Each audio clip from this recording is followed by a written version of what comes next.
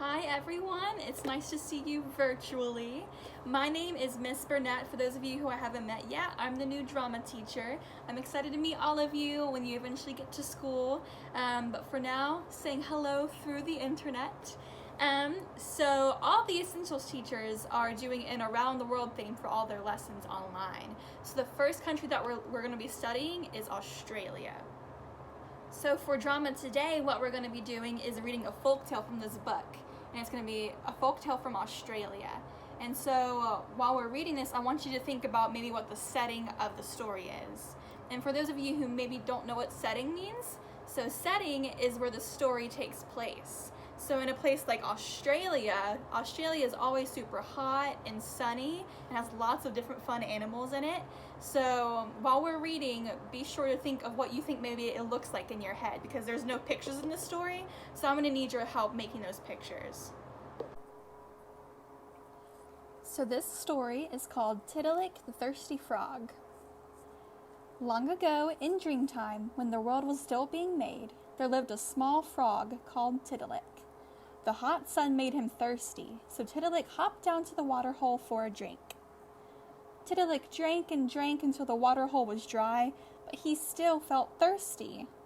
So he drank all the water in the creek, then all the billabongs, and the swamps, and the rivers, and lagoons, until there wasn't a drop of water left in the land.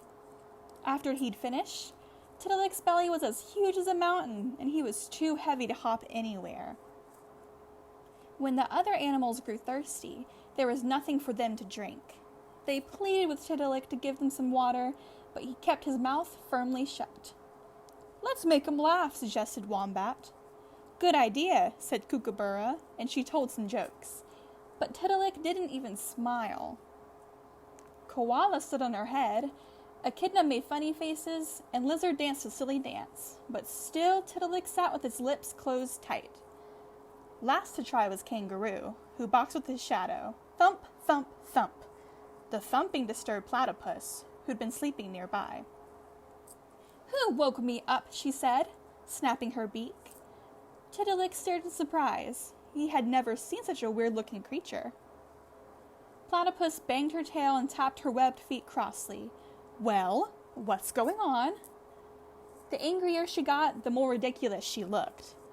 At last, Tiddalik couldn't help himself. He opened his mouth to laugh.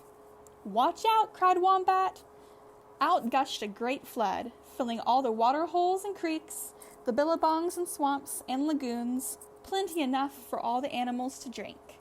The end. Okay, so now that we've read the story, I want you to draw me a picture of the setting. So think of what you kind of envisioned in your head when you heard me reading the story to you. You can draw some of the characters that were in the story. You can draw maybe what you think all the different watering places look like. So they mentioned the lagoon and rivers and stuff in the story, so you can draw those. But I want you to show me what you think the story looks like.